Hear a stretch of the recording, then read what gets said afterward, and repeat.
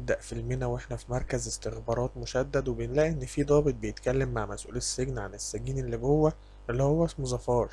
وبيدخل الضابط أنند وبيتكلم مع ظفار وبيقوله إن وقتك جه وهتتعدم قريب. وبيتفاجئ إن ظفار بيرفع عليه مسدس وبيقوله وقتك أنت اللي جه. وبيحصل اقتحام في المكان وبيقول لظفار بص في عيني كويس وافتكر الوش ده عشان هيجي اللي ينتقم منك في آخر الفيلم.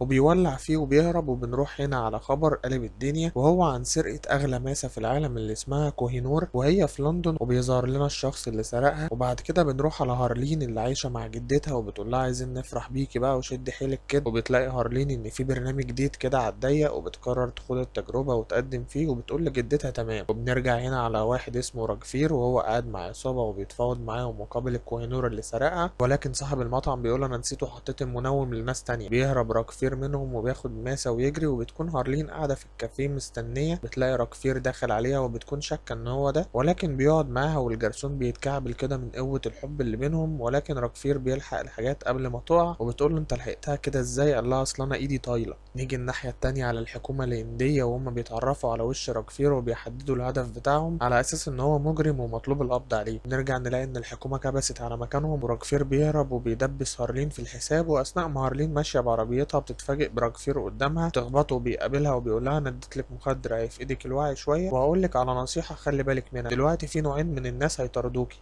نوع طيب ونوع شرير. انا النوع الطيب، والنوع الشرير هيجي يمسكك كمان شويه وهيسالك عني وهياخدك في العربيه بتاعه البوليس اللي هتلاقي تحت الكرسي اليمين مسدس، طلعيه واستخدميه ضدهم. تفقد الوعي وبتروح في النوم وبتفوق بتلاقي نفسها في مكتب بوليس وبيتحقق معاها، والظابط بيقول لها ما تخافيش هنتكفل بحمايتك دلوقتي وهننقلك لمكان امان عشان تتكلمي براحتك. واثناء ما هي في العربيه بتفتكر كلام راكفير وبتدب ايديها كده تحت الكرسي بتلاقي مسدس، تعرف ان كلامه صح وبترفع المسدس عليهم. فجأة بيجي راكفير عشان ينقذها ويضرب عليهم نار ويخلصها منه، وبالفعل بيلحقها وبيقول لها انا جيت في الوقت المناسب. وبيلاحظ انها متضايقه ومش عاجبها الوضع وبتقول له انا مش حابه اكون هربانه من جريمه انا ما عملتهاش ولازم اسلم نفسي. بيقول لها معاكي الحريه لو عايزه تمشي، ولكن بتختار انها تكمل الرحله معاه مره تانية. وبيبدا راكفير يفهمها انه سرق الكوينور وان في عصابات كتير بتجري وراه، ولكن بيتفاجئ بالظابط الهندي قاعد وراهم وبيقول لهم السلام عليكم.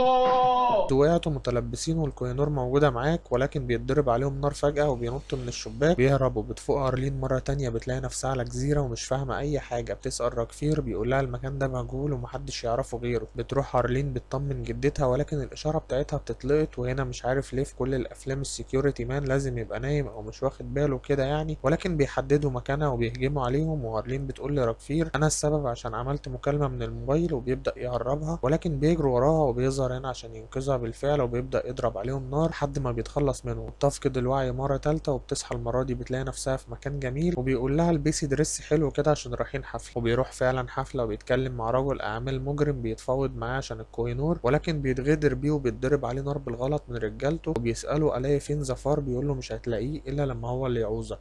وبنرجع تاني على هارلين وبنلاقيها اتمسكت، بيعرض عليها يا اما يسلموها للسلطات البريطانية عشان يحاكموها يا اما تتعاون مع الحكومة الهندية عشان تسلمهم راكفير. وهنا بيكتشف راكفير ان هي باعته وبيضربوا عليه نار، ولكن اثناء ما بينط في المية بياخد رصاصة في كتفه. وهنا بتحس هارلين بالذنب وبتروح تزور اهله عشان تعرف ماضيه، وبتلاقي ان كان عنده اخ في الحكومة الهندية وابوه في الاساس ضابط هندي، والعيلة كلها ضباط ما شاء الله. على العصابات كان ضابط شرطه تقيل العلم في الداخليه.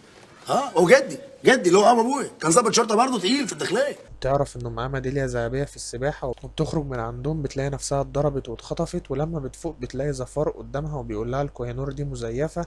وبتتفاجئ لما تلاقي الضابط الهندي متعاون معاه وبيقول لها هنديلك حقنة هتفقدك الوعي وهتخليكي تقولي لنا الحقيقة. وبيديها الحقنة وبتبدأ تقول لهم ان راكفير ما ماتش، وبيكبس عليهم راكفير وبتقول له انا اسفة قلت لهم كل حاجة. قال لها زي الفل تمام يا قلبي. بدأ يسألوا عن الماسة الحقيقية، وهنا راكفير بيكشف له مفاجأة وهي ان الماسة ما اتسرقتش اصلا، وده كان تعاون بينه وبين الشرطة البريطانية إن هم يعلنوا خبر إن الماسة اتسرقت، وده علشان يوصل لظفار وينتقم منه. وبيتعجب ظفار وبيقول له طب أنت ليه بتعمل كل ده؟ قال له عشان في واحد في أول الفيلم قال لك افتكر الوش ده كويس. ظفار قال له عرفت منين إن هو قال كده؟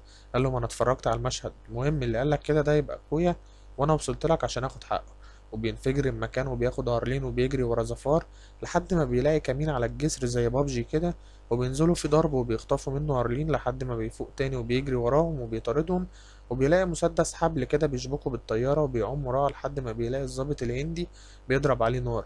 بيقوم يديله رصاصة كده تريحه على جنب، وبيضرب على الطيارة تاني عشان يبطلها، وفعلا جناح الطيارة بيتصاب والطيارة بتولع. هارلين بتحاول تهرب لكنها ما بتعرفش، وزفار بيجي عشان يهرب بيلاقي راكفير وصله، بيقوله الطريقة اللي موتت بيها اخويا في اول الفيلم هتموت انت بيها في اخر الفيلم. واثناء ما بينط من الطيارة هو وهارلين بيتضرب عليه نار، لكن المرة دي راكفير بيمسك الفاس وبيدبه في الراس، وبينط من الطيارة على آخر لحظة وبيفقد الوعي في البحر. والمرة دي هارلين بتيجي بتنقذه وبيفوق كده في المستشفى، بيلاقي ان الوزير الهندي بيقوله ان اللي انت عملته ده مش مسموح، كده الهوية بتاعته لازم تتمسح ويعيش بشخصية تانية. واول ما بياخد الدواء بيفقد الوعي، وبيبص بيلاقي هارلين خدرته وبتهربه من المكان وبتوديه بيته عشان يرجع يعيش وسط ابوه وامه مرة تانية. بعد ما انتقم لاخوه بتعيش معاهم هارلين، وبنقفل القفلة السعيدة. خلص فيلمنا على كده. كتب الفيلم ومنتجه مايكل جرجس اللي هو انا طبعا. ولو عجبك ما تنساش تعمل لايك وسبسكرايب عشان يوصلك كل جديد، واستنى اللي جاي. سلام.